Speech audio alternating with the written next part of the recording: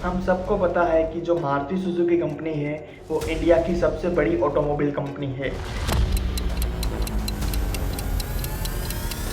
इस कंपनी के पास अपने खुद के 3 सबसे बड़े अलग अलग मैन्युफैक्चरिंग प्लांट हैं।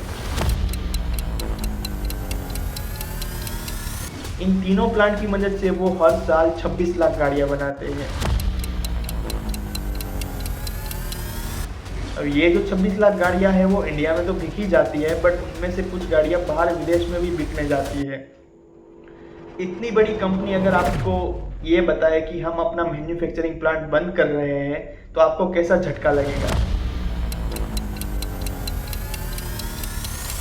नहीं दोस्तों, यहाँ पर इंडिया की बात नहीं हो रही है, मैं बात कर रहा हूँ थाईलैंड की, जहाँ पर मारुति सुजुकी कंपनी ने ऑफिशियल स्टेटमेंट दिया है कि भाई वो अपना थाईलैंड वाला मैन्युफैक्चरिंग प्लांट जो है वो बंद करने वाले हैं।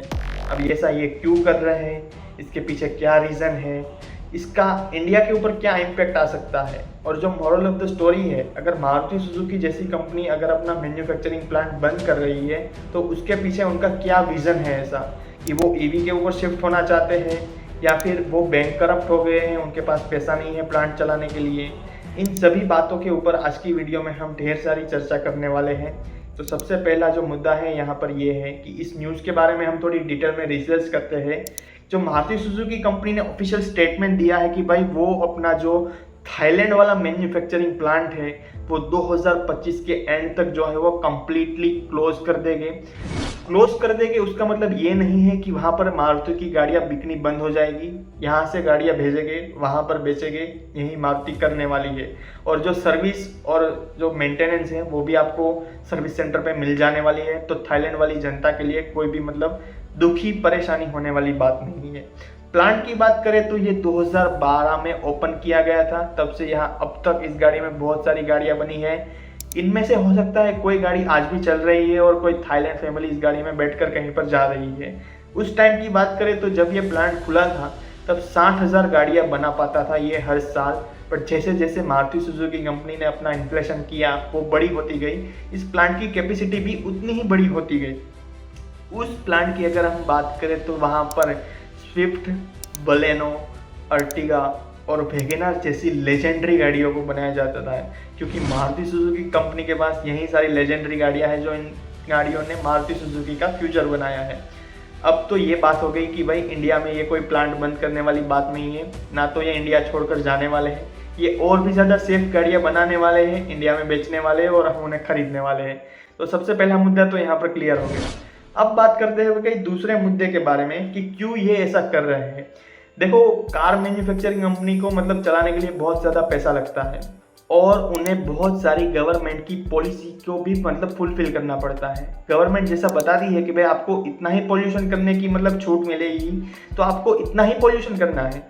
तो सबसे पहला कारण यहाँ पर ये है कि जो कार मैन्युफैक्चर कंपनी होती है उनको कार्बन एमिशन नॉर्म्स को जो है वो मतलब मैनेज करना पड़ता है। जितनी उनको परमिशन मिली है पॉल्यूशन करने की, वो इतना ही पॉल्यूशन कर सकते, उससे ज़्यादा नहीं कर सकते। अगर करेंगे तो उनको पेनल्टी लगेगी, वो पेनल्टी नहीं चाहते क्योंकि ये पेनल्टी छोटी मोटी नहीं होती। तो पहला कारण यहाँ पर ये है कि उनको कार्बन एमिशन नॉर्म्स को जो है मैनेज करना था। वो इंडिया में भी इतनी सारी गाड़ियाँ बना रहे हैं, वहाँ भी बना रहे हैं, तो मतलब पॉल्यूशन का क्या भाई, पॉल्यूशन को भी देखना पड़ता है भाई। अब जो ये कार्बन एमिशन नॉर्म्स होता है वो क्या होता है, मैं आपको सीधी तरह आराम से बता देता हूँ कि भाई ये क्या होता है।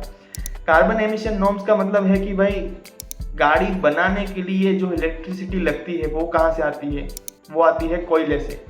और कोयले में से जो इलेक्ट्रिसिटी बनाने का जो प्रोसेस है उनमें बहुत सारा पॉल्यूशन होता है, तो उसकी वजह से जो है कार्बन रिलीज होता है। अब उन कार्बन एमिशन नॉर्म्स को कंट्रोल करने के लिए और आने वाले फ्यूचर में जो पेट्रोल गाड़ियाँ पॉल्यूशन करने वाली है उसको मैनेज करने के लिए मारुति ने सोचा भाई इस प्लांट को बंद कर दिया जाए। भाई हम इंडिया में पैसा छाप रहे हैं, वहाँ पर छापने दो, यहाँ पर हमें इतना झमेला नहीं चाहिए।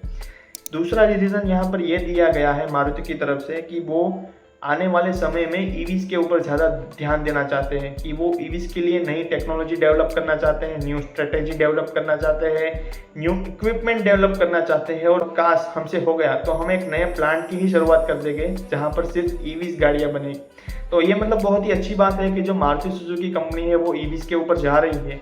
तो अब हमें लगता है कि भाई आने वाला फ्यूचर जो है वो ईवी का रहने वाला है। हम ईवी गाड़ी की चलाएंगे, हम मतलब 500 किलोमीटर से आगे कहीं पर भी घूमने नहीं जाने वाले हैं। तो ये तो मजाक मस्ती की बात हो गई। अब बात कर लेते हैं कि भाई इसका इम्पैक्ट क्या आएगा इंडिया के ऊपर। देखो, इंडिया में ऑलरेडी मारुति की कंपनी की जो गाड़ियां हैं उनके ऊपर अगर आप डिलीवरी लेने जाते हैं, अब उनको खरीदते हैं, डिलीवरी लेने जाते हैं, तो आपको कम से कम 4-5 महीने की वेटिंग आ रही है। जो मतलब अच्छी गाड़ियाँ हैं उसके ऊपर, जो अर्टिगा हो गई, अर्टिगा एक अंडररेटेड गाड़ी है। 10 लाख रुपए में, 12 लाख रुपए में आपको एक 7 सीटर मिल रही है सीएनजी के साथ। तो मतलब वो बहुत ही अच्छा ऑप्शन है आपके लिए। तो इन गाड़ियों के ऊपर आराम से मतलब आपके ऊपर वेटिंग आता है 4-5-6 महीने का, कई बार तो 1-1 साल की वेटिंग भी आ रही है। हो सकता है आने वाले टाइम में आपको पता चले कि भाई मारुति की कुछ गाड़ियाँ ऐसी है वहाँ पर आपको 2 साल की वेटिंग मिल रही है। आप गाड़ी आज बुक कराओ, आपको 2 साल बाद मिल रही है। और ऐसा क्यों हो रहा है? क्योंकि भाई मारुति सुजुकी कंपनी का एक मैन्युफैक्चरिंग प्लांट जो है वो बंद हो गया है। इंडिया से गाड़ी बनाकर वो वहाँ बेच रहे हैं, तो उसकी वजह से थोड़ा डिले हो रहा है। ऐसा नहीं होगा दोस्तों। तो मारुति सुजुकी कंपनी यहाँ पर जो है ऐसा कर सकती है कि भाई वो जापान से भी गाड़ियाँ बनाएंगे, इंडिया में भी गाड़ियाँ बनाएंगे, अपनी प्रोडक्शन कैपेसिटी बढ़ाएंगे और वहाँ पर थाईलैंड में जो है मस्त मजा से आराम से अपनी गाड़ी बेचने वाले हैं। तो ये हो गई इम्पैक्ट की बात। अब बात कर लेते हैं कि भाई मोरल ऑफ द स्टोरी क्या है। मारुति सुजुकी जैसी बड़ी कंपनी अगर ईवीज के बारे में सोच रही है, इंडिया में स्पेशली, कि वो ईवीज के ऊपर जाना चाहते हैं, न्यू प्लेटफॉर्म डेवलप कर रहे हैं, न्यू टेक्नोलॉजी डेवलप कर रहे हैं, तो अब हमें लगता है कि भाई हमें ईवीज के ऊपर जाना जो है वो मतलब स्टार्ट कर देना चाहिए। अब तक जितने एक्सपेरिमेंट करने थे कर लिए, कौन सी ईवी कैसी आ रही है। और आपको एक बात और मैं बता दूं, मारुति की तरफ से एक ईवी आ रही है, अगर आपको उसके बारे में जानना है तो मतलब यहाँ पर आई बटन पे क्लिक कर दीजिए, आपको सारी बातें समझ में आ जाएगी ये क्रेटा से कितनी अच्छी है या फिर नहीं है। तो ये तो हो गई मेरी बातें वीडियो देखने वाली। अब बात कर लेते हैं कि भाई मारुति सुजुकी ने एक डिसीजन लिया था 2020 में कि वो डीजल इंजन जो है वो बंद कर देने वाले हैं, कि वो डीजल इंजन नहीं बनाएंगे। और उस टाइम पे बहुत सारी कंपनियां बोल रही थी कि भाई ऐसा कुछ भी नहीं होता, भाई हम तो बनाएंगे डीजल इंजन, आप देख लेना हमारी गाड़ियाँ ही ज़्यादा बिकेगी। पर क्या हुआ, थोड़े टाइम के बाद उन्हें भी डीजल इंजन बनाना जो है वो बंद कर देना पड़ा। क्यों? क्योंकि भाई BS6 नॉर्म 2 आ गया और वहाँ पे बहुत सारी कंपनी को बहुत बड़े मतलब खर्चे उठाने पड़े डीजल इंजन को बनाने के लिए, और वो हर कोई कंपनी उठाना नहीं चाहती थी, इसलिए उन्होंने डीजल इंजन देना जो है बंद कर दिया। तो भाई अगर हम ईवी के ऊपर जा ही रहे हैं तो मतलब ये मारुति की तरफ से बहुत ही बड़ा मूव है कि भाई अब हमें सुधरना है, अब हमें पॉल्यूशन इतना ज़्यादा नहीं करना है। हमारी आने वाली नेक्स्ट जनरेशन के लिए हमें जो मतलब ये पर्यावरण है उसको बचा के रखना है, तो हमें ईवीज के ऊपर जाना पड़ेगा। ऐसा मारुति कंपनी सोच रही है, मैं नहीं। तो मतलब आपको क्या लगता है कि भाई ये मारुति सुजुकी कंपनी जो सोच रही है वो ठीक सोच रही है? आप कमेंट बॉक्स में ज़रूर बता सकते हैं। अगर आपको इस बारे में और भी कोई डिटेल चाहिए तो हम कमेंट बॉक्स में कर दीजिए, हम इसके बारे में प्रॉपर वीडियो बनाएंगे। और तब तक के लिए गुड डे टू यू, आपका दिन शुभ रहे, धन्यवाद।